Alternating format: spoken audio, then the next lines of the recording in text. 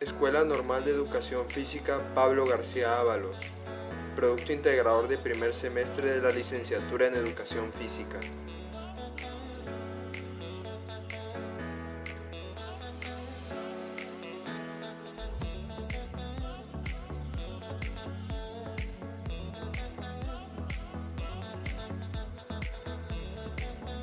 La observación participante es algo más que una simple observación, incluye la observación directa del investigador.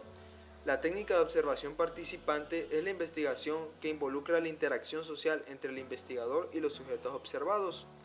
El investigador seleccionará un conjunto de informantes que deberá observar y con los que deberá interactuar. El investigador también podrá aplicar técnicas como las entrevistas, encuestas, revisión de documentos, etc. Estas se emplean en casos donde se quiere estudiar con detalle, de forma directa y en vivo, el sujeto o sujetos a observar. Por ejemplo, el desarrollo académico de los niños que son atendidos por las maestras de educación especial de USAER en las jornadas de observación a donde fuimos.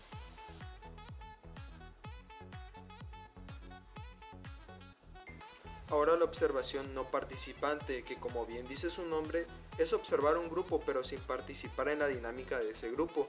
En esta se distinguen dos variantes que son la observación directa, en donde el observador está en el terreno pero sin incorporarse a la vida del grupo para no modificar su comportamiento habitual, como puede ser el observar una especie animal.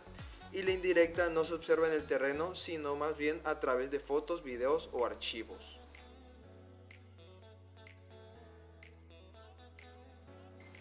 Una entrevista es un diálogo en el que la persona, que es el entrevistador, hace una serie de preguntas a otra persona, que en este caso es el entrevistado, con el fin de conocer mejor sus ideas, sus sentimientos y su forma de actuar. Tenemos lo que es la presentación de la entrevista, que suele ser breve pero no suficientemente informativa. En ella no se habla del entrevistado, sino del tema principal de la entrevista, en ocasiones. El cuerpo de la entrevista está formado por preguntas y respuestas. Es importante elegir bien las preguntas para que la entrevista sea buena. Las preguntas deben ser interesantes para el público y adecuadas para el entrevistado y que transmita sus experiencias. También deben ser breves, claras y respetuosas sobre todo. El cierre de la entrevista debe ser conciso y el entrevistador puede presentar un resumen de lo hablado o un breve comentario personal. En algunas ocasiones la entrevista puede ser como un diálogo en si hay mucha confianza o si se logra llegar a un acuerdo en el tema.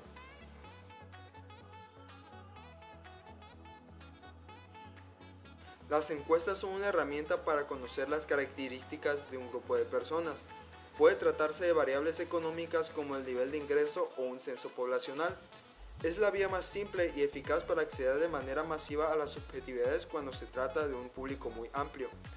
Estas se pueden aplicar en formato de hoja presencialmente o también en línea en distintas aplicaciones como Forms.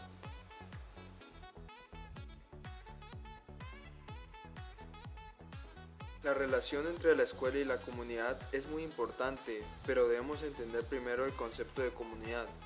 Una comunidad es un conjunto de individuos que tienen en común diversos elementos, como el territorio en que habitan, las tareas, los valores, los roles, el idioma o la religión. En este caso, más que nada estamos hablando de una comunidad de territorio.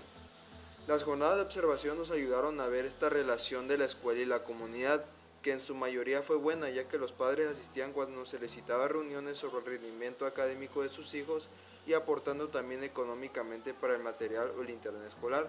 De hecho, les pudimos hacer entrevistas, encuestas a algunos y pues respondían muy bien de la escuela, sobre los maestros, cómo enseñaban, la educación y también la infraestructura, aunque en unas ocasiones también respondían que estaba más o menos. Quizá no tanto participan los padres en el mantenimiento de infraestructura en ella, pero podemos ver que la comunidad responde a la escuela en esta parte, que es educación. Y es donde le toca a la escuela responder con los niños en la educación, formación y valores que le permitan irse desarrollando en las áreas de su vida, y es donde podemos ver la importancia de esta relación entre escuela y comunidad.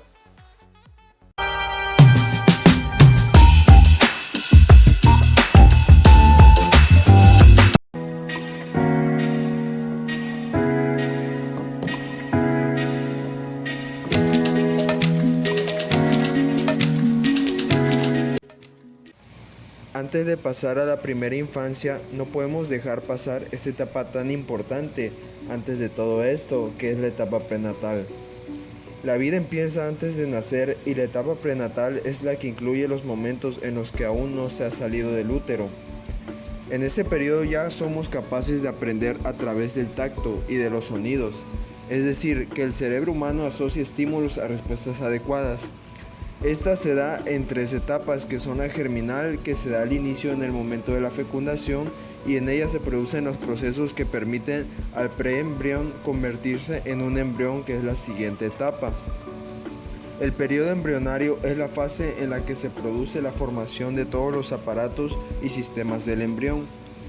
Para que este embrión pueda pasar a la última etapa, que es el periodo fetal, tienen que transcurrir 8 semanas aproximadamente, en donde literalmente se forman prácticamente por completo el bebé, tanto sus extremidades, cara y alargamiento del cuerpo, como en los órganos vitales. Por último, la transformación de un embrión a un feto se produce de manera gradual. El periodo fetal se inicia a los 3 meses de gestación y finaliza cuando el bebé nace. En esta fase los órganos crecerán y madurarán y perfeccionarán su funcionamiento. En los últimos 2 meses del embarazo, los huesos están completamente desarrollados y el bebé está casi listo para nacer y conocer el nuevo mundo. La primera infancia se inicia al momento de nacer y termina alrededor de los 3 o hasta los 4 años. Es la etapa en la que se dan los pasos más importantes en el desarrollo del lenguaje y además se realizan los aprendizajes esenciales sobre cómo funciona el mundo y el movimiento de las cosas. Pienso que es una etapa crucial en nuestra vida, ya que muchos, y yo también me incluyo, es donde empezamos a recordar cosas de una manera fuerte que podemos recordar hasta la fecha, ya sean buenas, malas o regulares. La niñez intermedia o escolar va de los 6 a los 12 años, y en esta etapa se producen muchos procesos en la capacidad para comprender operaciones matemáticas y la estructura de las frases complejas. El dar buena imagen y tener buenas relaciones comienza a tener importancia. La adolescencia va de los 12 hasta los 22 años en muchas ocasiones. Es una etapa muy importante ya que se consolida la capacidad para pensar en términos abstractos, además de los cambios hormonales, y se produce la parte más intensa de la búsqueda de la identidad, como en círculos sociales. La adultez se vive generalmente entre los 25 a los 60 años, dependiendo de las circunstancias de cada individuo, y la vejez se inicia a los 60 años de edad y se termina hasta el fallecimiento. Muchas veces se conoce a la vejez como adultez tardía, ya que se caracteriza por el declive gradual del funcionamiento de los sistemas corporales.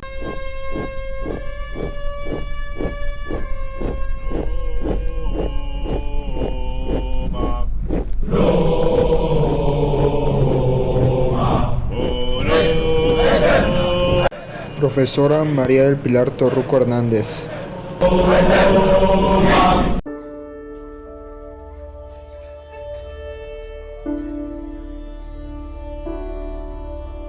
Antes de pasar a explicar lo que es el deporte en la Edad Media o lo que fue, tenemos que entender qué es la Edad Media primero.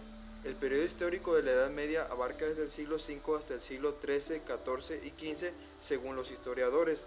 Es conocida como la época de estancamiento de la sociedad y en parte deportiva no se queda atrás tampoco.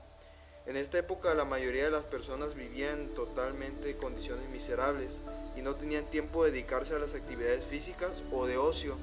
Incluso la iglesia también estaba en contra del deporte, por lo que consideraba pecaminoso. Y pues ya ven por qué les digo que era una época de retroceso incluso y de estancamiento social. Solo unos pocos tenían el privilegio de poder asistir a determinados actos considerados deportes en aquella época, que eran torneos de caballos, caza o pesca. También practicaban el lanzamiento de pelotas con manos y pies en equipos, el ajedrez también, pero solamente eran practicados por hombres y muy pocos, que mayormente eran hombres de la alta sociedad, como reyes, príncipes o gente que vivía con el rey.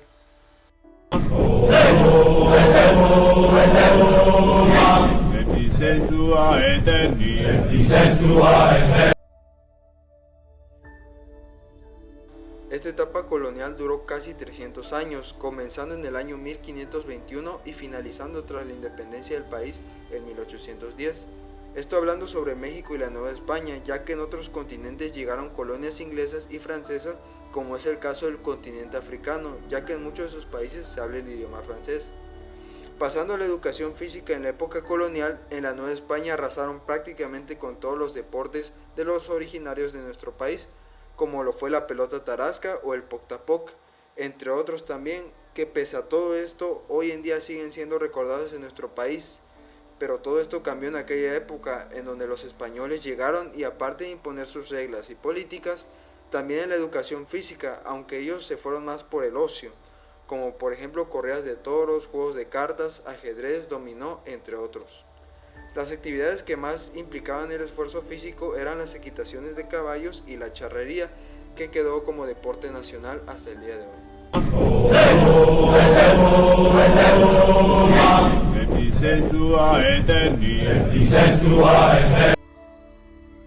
En 1923 se creó la Dirección de Educación Física en la SEP. También se fundó la Escuela Elemental de Educación Física y se construyeron estadios para la práctica de los deportes, torneos y exhibiciones. Además, dicha secretaría integró intelectuales a su política educativa corporal con la publicación de una revista informativa y de difusión deportiva, la cual incluía también artículos de corte literario, filosófico y plástico que exaltaban el culto al cuerpo y al nacionalismo mexicano. Esta vinculación del ejercicio físico con los proyectos nacionalistas fue parte de un proceso político y cultural más extenso que involucró a algunos países de Europa Occidental después de la Primera Guerra Mundial, que como sabemos fue un conflicto totalmente devastador, y esto ayudó un poco a que se unificaran estos países que estuvieron involucrados, incluyendo también los que no estuvieron tan involucrados, como en este caso México. La experiencia deportiva fue un elemento importante dentro de la política de pacificación y unificación internacional. En 1924, México, junto a otros países, participó por primera vez en los Juegos Olímpicos con una delegación de 18 deportistas varones, la gran mayoría de ellos profesores de la Escuela Elemental de Educación Física. Como una pequeña conclusión, más que nada, puedo decir que en el gobierno, y aquí está en la época posrevolucionaria, en el gobierno donde más se le dio apoyo al deporte, donde se le empezó a dar ese apoyo al deporte, fue en el sexenio de Lázaro Cárdenas, que fue de 1934 a 1940, en donde México en esa década fue a 2 Juegos Olímpicos, uno en 1932 y otro en 1936, que destacó mucho en su participación en básquetbol y también alcanzó a llevarse medallas.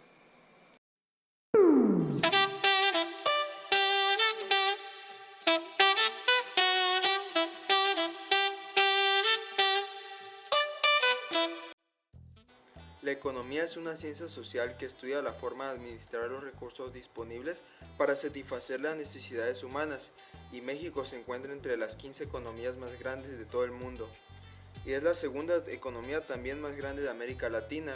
El país es altamente dependiente de Estados Unidos, que es su mayor socio comercial y el destino del 80% de todas sus exportaciones. ¿Y a qué se debe, me pregunto yo, que México esté en este lugar? Se debe a los sectores de las actividades económicas de México que sostienen la economía de nuestro país, como el sector primario, que se encarga de la agricultura, explotación forestal, ganadería, minería y pesca. El secundario de construcción, industria manufacturera, electricidad, también gas y agua. Y el terciario, que considero yo que es el que más aporta y genera al país, es el del turismo, comercio, telecomunicaciones, bienes raíces, servicios educativos y financieros, transporte y almacenamiento también. Al igual que su contraparte, que es la economía o comercio informal, y se le llama así principalmente ya que las personas que practican este tipo de comercio no pagan impuestos por distintas razones o simplemente porque no generan lo suficiente para poderlos pagar.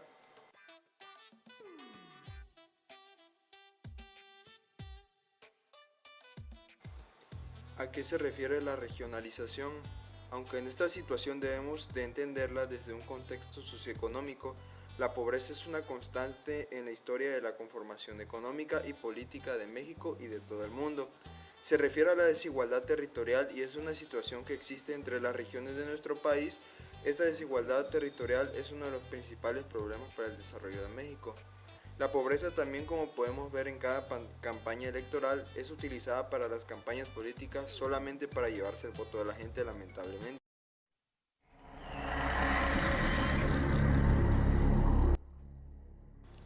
Los Los movimientos sociales tienen como objetivo principal lograr un cambio y los movimientos en México a lo largo de la historia han sido por quejas hacia el gobierno del país y quienes hasta hace poco tuvieron el control de la política en México, que fue el PRI, con su hegemonía tan larga, y uno de estos movimientos sociales polémicos en la historia de este partido y del país que dejó manchado a México, como dicen, de sangre, fue la matanza de Tlatelolco, aunque a muchos les dé miedo referirse a este evento de esa forma, ya que incluso los libros han tratado de ocultarlo diciendo que fue un movimiento estudiantil o una manifestación no pacífica.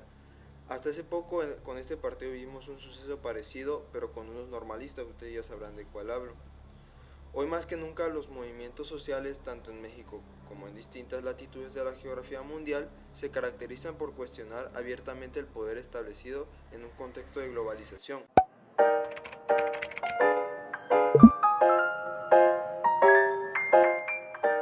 Profesora Beatriz Adriana Aguilar Méndez. Hablando de lo cultural, entendemos que cultura es todo complejo que incluye el conocimiento, creencias, arte, el derecho y las costumbres. El niño desde el momento que llega al mundo entra en contacto con su cultura y se va adaptando cada vez más, y cuando llega a la adolescencia la cultura es primordial, ya que el adolescente se molda a las costumbres y tradiciones de la cultura más cercana a él. Un ejemplo muy claro que podemos ver cada noviembre es el Día de Muertos aquí en México, ya que desde muy pequeños a los niños se les enseña que sea poner una ofrenda en el altar, que sea llevarle esto a su abuelito fallecido, y se van creciendo con eso hasta írsela heredando a las siguientes generaciones. Eso influye culturalmente en el niño y en el adolescente. También existen otras cosas como Navidad, que a lo personal desde niño a mí me sigue alegrando hasta el día de hoy, aunque no sea originaria de aquí de México. El 15 de septiembre, todas esas celebraciones, esas costumbres y tradiciones que tenemos en el país y que las celebramos hasta el día de hoy, influyen en nosotros, ya sea desde niños hasta ahorita, hasta la adolescencia, aunque se consideran tres factores que intervienen en el desarrollo social del niño: el aprendizaje social, que es a través del habla, de aprender, de exponer; la normatividad ético-social, que es a través de nuestro comportamiento con las demás personas o nuestro trabajo o escuela; y relaciones interpersonales como familia, escuela, grupos de amigos. Y es en donde aprendemos desde muy chiquitos, desde que somos niños, a socializar, ya sea con nuestros amigos, hermanos, padres, familia. Y también hay un factor que es muy importante en el desarrollo de la conducta social, que es el aprendizaje. ¿Y por qué digo esto? Es porque desde chiquitos estamos en la escuela, entramos a la escuela y estamos constantemente aprendiendo, ya sea a exponer, a socializar con los amigos que hacemos ahí en la escuela, ya que pasamos muchas horas ahí dentro de la escuela, y pues hacemos relaciones con amigos, con maestros, y pueden ser que sean las más importantes de nuestra vida. Este producto fue elaborado por el alumno José Carlos Ventura Jerónimo del primer grado Grupo A de la licenciatura en Educación Física. Les agradezco su atención y espero hayan aprendido junto conmigo. Muchas gracias.